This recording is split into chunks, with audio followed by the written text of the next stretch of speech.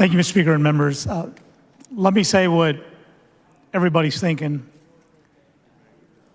We've been here too long. We have been in this building for far too long. Those of you who are senior and have been here through more sessions know that we have been here too long. And if we can't get the people's business done in 140 days for our strict constructionists that we have in this building, and then we can't get it done in a special session or another, then we've been here too long. And what I see in this proposal is a square legislative peg trying to go through a round hole, and rather than address the problem and do what we tell our constituents we're going to do, which is close the door, put a hot pot of coffee on, roll up our sleeves, and fix a problem, we don't do any of that. Instead, we opt for the idea that we're going to hardwire a proposal, and as long as the Senate's okay, we're okay. And if they're going to miss the mark, we're going to miss the mark. And nobody really cares about getting it right. They just care about getting it done. And when we do that, I hate to tell you, we are no longer lawmaking.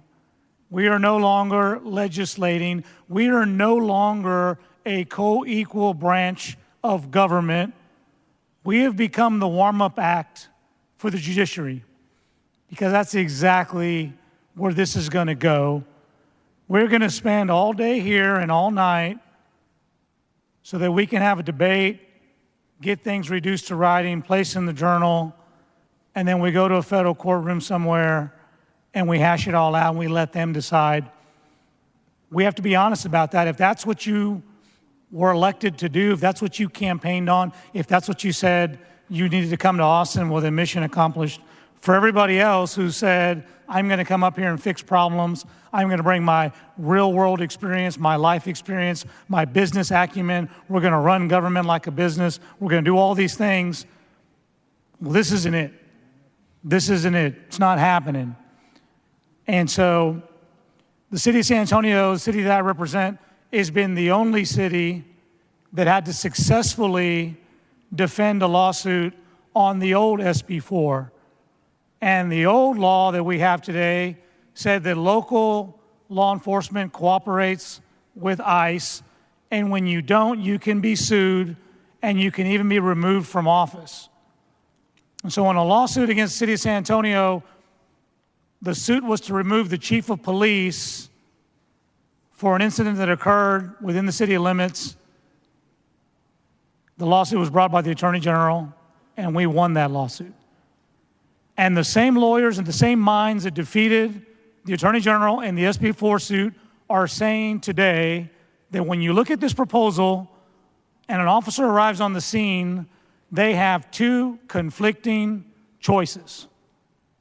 One is to comply with SB4, stop, call the ICE, let them take over, let them assert jurisdiction, and go away. And now we've just ignored everything that Rep. Spiller and folks who've hardwired this proposal. And I suggest that for all the city's attorneys out there and county attorneys that are evaluating this law, I think that is the best and least expensive option, is to say, you know what, we are not going to arrest, we're not going to detain, we're not going to house, we're not going to magistrate, we're not going to transport when this is all said and over, because that's what this bill does. We're just going to go back to the old SB4 and say, hey, ICE, we have someone we think they may belong to you. Come get them. Because if they don't do that, there'll be a lawsuit. There'll be a suit to remove a chief or remove a mayor or remove a county judge. And that's what you're enabling. And let's face it, the law enforcement community, they don't have our privilege to put on fancy clothes and get here on a mic and act important and debate and ask questions and do amendments and interpret rules. they don't have that luxury. They have to get on the scene and they have to make a call.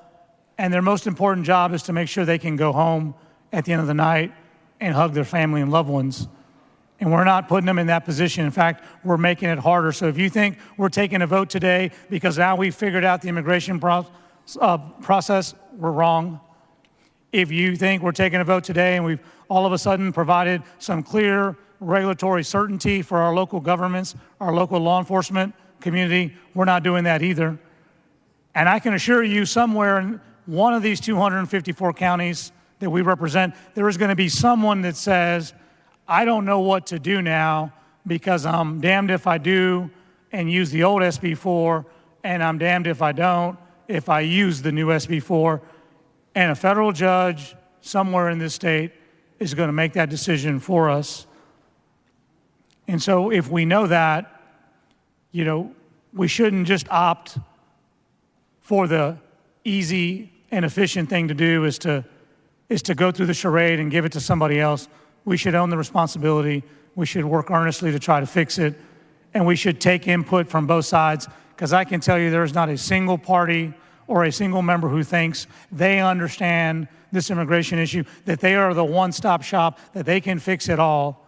I have never seen a member on any subject in this House ever get up on this microphone and say, I know better than anybody else, that the other 149 of you, that your opinion doesn't matter, your expertise doesn't matter, your background doesn't matter, your perspective doesn't matter, because that's kind of what we did today. It's kind of what we did today. And I don't think we should be proud of that. And so, yep, we're going to go home. We're going to make it home. Hopefully, some of you will make it home before the 10 o'clock news. But I don't think we should be proud of this work. And I don't think we should be proud when we see our law enforcement officials back home and said that we're bringing them something that's going to really help them with their jobs. We've just made it a whole lot harder. And as a matter of fact, I would hope and I think that many of them are probably going to choose not to enforce this and just go to the other option and just say, we're going to turn these over to the federal officials, and then we've done nothing. And so I'm going to be voting against this for this reason. For those of you who thought you were voting yes for something that you fixed, maybe you have something that you might want to reconsider and join me by voting no. I asked for a record vote, and I asked to be shown voting no.